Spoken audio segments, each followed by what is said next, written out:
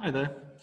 Today in our literacy lesson, we're going to start off with a grammar and punctuation focus. So I'm going to show you some sentences. I'd like to see if you can spot the mistakes in the sentences. It's either going to be something wrong with the grammar, which means that it won't sound right when you read it, or the punctuation, which means that it's not written correctly with capital letters, full stops, question marks, all that sort of thing that we talked about before. So I'm going to show you the first sentence. The weather in Mexico during the summer months is hot, sticky, and dry. Why don't you pause the video each time we show you a new sentence so you can work out what punctuation or grammar is missing. You don't need to write the whole sentence out, just make sure that you think about what mistakes are in that sentence. Okay, let's fix the first one together. So, the weather in Mexico during the summer months is hot, sticky, and dry. Now there's 3 adjectives in this sentence and it's a list. So what do we need? We need a comma between hot and sticky. Every sentence we write needs to begin with a capital letter. And then this sentence, just a regular normal sentence, so it needs a full stop at the end. Hopefully you got those 3 things right. Let's look at the second sentence now. Mexican musician plays instruments like the guitar or maracas in a mariachi band. Now that sounds almost correct, but I think there's something wrong with that sentence. Maybe think about changing 1 or 2 of the words, just so it does make sense. Okay, I think this sentence is about more than one person. So instead of saying musician, we should say musicians. Mexican musicians plays instrument. Is it plays instrument? It doesn't sound right to me. I think it should be Mexican musicians play instruments, because there's more than one instrument, like the guitar or maracas in a mariachi band. I think that sentence now makes sense. Let's look at the third sentence together. Chichen Itza is builded thousands of years ago. What word or words are wrong in that sentence?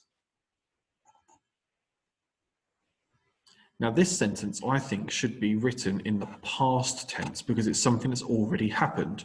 So I think that one of the key words that needs to be changed is is. If is a present tense word, what would the past tense word be? I'd have to change it to was. Chichen Itza was builded thousands of years ago.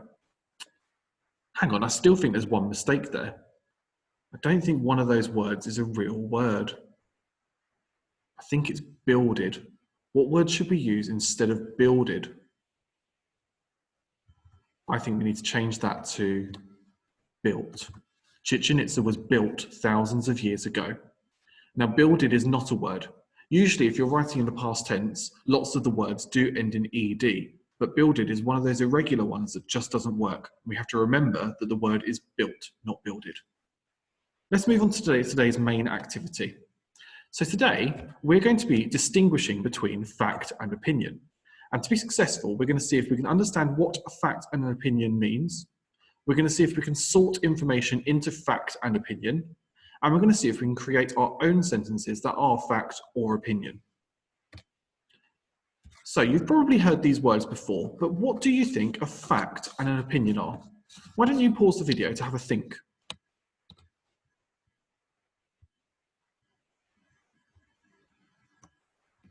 So facts are where you're telling somebody something that is true, that is definitely something which has happened, or something which you're telling them information about something.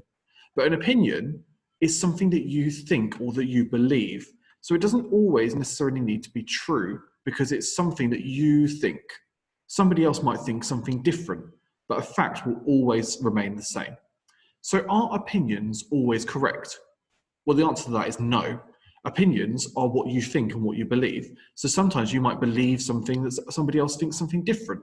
That's fine. It's okay to believe different things because they are opinions.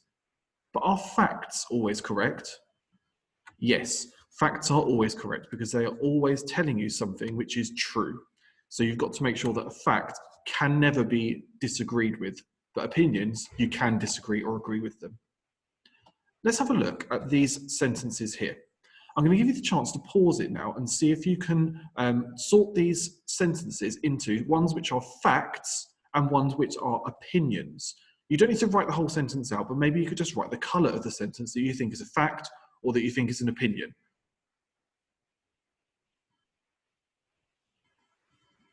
So let's have a look at these sentences then. Which ones do we think are facts and which ones do we think are opinions? Let's read the first one. It says, the amazing stone buildings in Chichen Itza are incredible. Would you say that's a fact or that's an opinion? That is an opinion. I think it's really incredible, and looking at it, and actually I've been to that place in person, and it is incredible to look at, but that's my opinion. Somebody might go there and think, oh, that's absolute rubbish, I don't like that at all. But that's okay, because it's their belief, isn't it? I think it's incredible, so I'm going to say that's my opinion. However, it's not a fact because somebody could disagree with me. The second one, the main temple has 365 steps in total, one for each day of the year. That is a fact. It does have that many steps, and there are 365 days in a regular year. There's 366 in a leap year, but we won't go into that. But there's one for each day of the year, and the Mayan people actually use that to develop the calendar. The third sentence, it is known as El Castillo in Mexico, which is Spanish for the castle. That is a fact.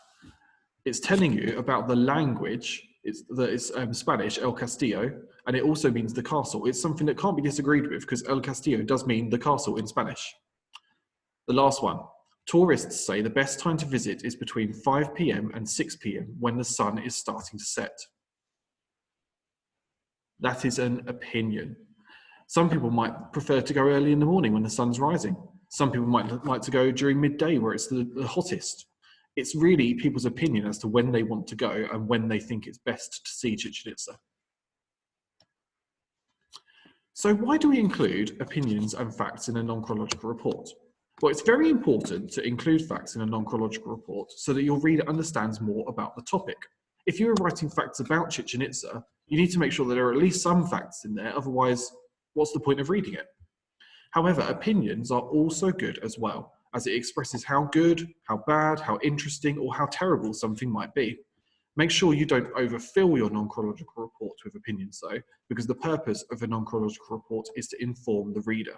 So tell them facts about something. But opinions are important as well because it makes it more emotive and more interesting to read.